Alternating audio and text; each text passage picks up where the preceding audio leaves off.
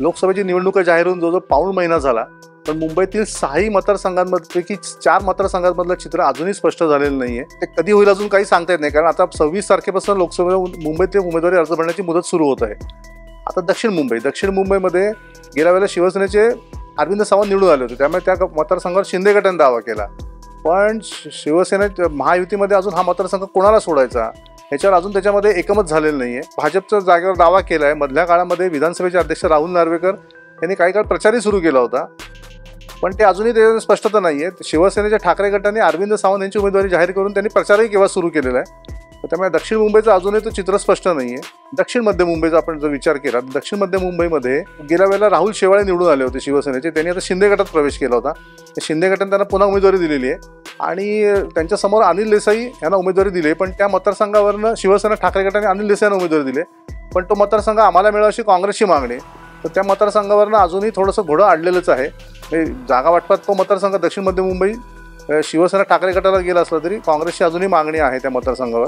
उत्तर मध्य मुंबईचा आपण जर विचार केला तर गेल्या 2014 आणि 19मध्ये भाजपच्या पूनम महाजन या मोठ्या मताधिक्याने निवडून आल्या होत्या, पण भाजपने आतापर्यंत राज्यातील 24 उमेदवारांची यादी जाहीर केली, पण ह्या मतदारसंघातला उमेदवार जाहीर केलेला नाही. त्यामुळे बहुधा पूनम महाजन यांना उमेदवारी मिळण्याबाबत साशंकता व्यक्त केली जाते. म्हणजे शक्यता फारच कमी असं दिसतंय. असं त्यांनीही प्रचार काय फार सक्रिय दिसत नाहीत. मधल्या काळात भाजपच्या ज्या 2-3 बैठका झाल्या तर त्यालाही त्या बैठकीला उपस्थित नव्हत्या, त्यामुळे तो अर्थ काढला जातो की पूनम महाजनांना उमेदवारी मिळणार नाही. आता तिथून कोणाला उमेदवारी मिळणार, तर भाजपकडनं आशिष शेलार यांचं नाव मुख्यत्वे घेतलं होतं, मुंबई भाजपचे अध्यक्ष आशिष शेलार, पण आशिष शेलार स्वतः इच्छुक नाही दिल्लीत जाण्यात. त्यामुळे दुसऱ्या कोणाच्या विचार चालू आहे, कोण मराठी चित्रपट अभिनेत्री यांच्या नावाचा ते भाजपकडनं चाचपणी चालू आहे, पण अजून भाजपने उमेदवारी जाहीर केलेली नाही.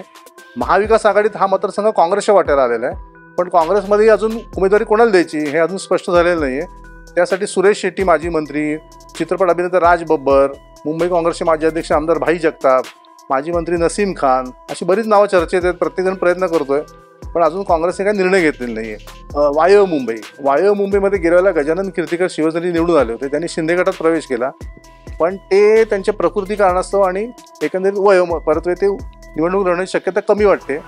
आणि नेमकं शिवसेनेच्या ठाकरे गटाने त्यांच्या मुलाला अमोल कीर्तिकरांना उमेदवारी दिलेली आहे, त्यामुळे वडील आणि मुलगा लढत होण्याची शक्यता कमी आहे.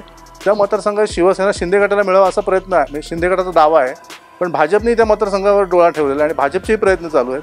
तर अजून तो निर्णय झालेला नाही आहे. शिंदे गटाकडे तेवढा सक्षम उमेदवार नाही आहे. मधल्या काळामध्ये चित्रपट अभिनेता आणि माजी खासदार गोविंदा यांनी शिंदे गटात प्रवेश केला, तर त्यांना उमेदवारी दिली जाईल गोविंदांना अशी एक चर्चा होती, पण अजूनही काय त्याबद्दल स्पष्टता नाही आहे. अजून उमेदवार कोण आहे ते नक्की नाही आहे. उत्तर मुंबईमध्ये खासदार गोपाळ शेट्टी यांना उमेदवारी नाकारून भाजपने पियुष गोयल यांना उमेदवारी दिली आणि पियुष गोयल यांनी जवळजवळ महिनाभर प्रचार सुरू केला. त्यांचे प्रचार कार्याचं उद्घाटनही झालं परवा. त्यांचा प्रचार सुरू झालेला आहे आणि तिथे महाविकास आघाडीत तो मतदारसंघ काँग्रेसला दिला आहे, पण काँग्रेसकडे सक्षम उमेदवार नाही आहे. काँग्रेसने अशी मागणी केली की शिवसेनेने ती जागा लढवावी आणि त्याबद्दल आम्हाला दक्षिण मध्य मुंबई जागा द्यावी, तर तो अजून ते सगळं तिढा सुटलेलं नाही आहे. तर 2 मतदारसंघाचे फायनल झालेले म्हणजे ईशान्य मुंबईमध्ये खासदार मनोज कोटक यांच्याऐवजी भाजपने मिहीर कोटेच्या यांना उमेदवारी दिली आहे आणि शिवसेनेने ठाकरे गटाने संजय दिना पाटील जे आहेत माजी राष्ट्रवादीचे खासदार त्यांना उमेदवारी दिली आहे आणि दक्षिण मध्य मुंबईमध्ये राहुल शेवाळे विरुद्ध अनिल देसाई अशी लढत होईल, असं एकंदरीत मुंबईचं चित्र आहे. मुंबईतील उमेदवारी अर्ज भरण्याची मुदत ही 26 एप्रिलपासून सुरू होत आहे आणि आता जवळ 10 दिवस राहिलेले आहेत, त्यामुळे आता पुढे 10-12 दिवसातच ते काय लवकरात आठवडाभरात उमेदवाराचे निर्णय होणे अपेक्षित आहे आणि त्याप्रमाणे उमेदवार प्रचाराला सुरुवात करतील.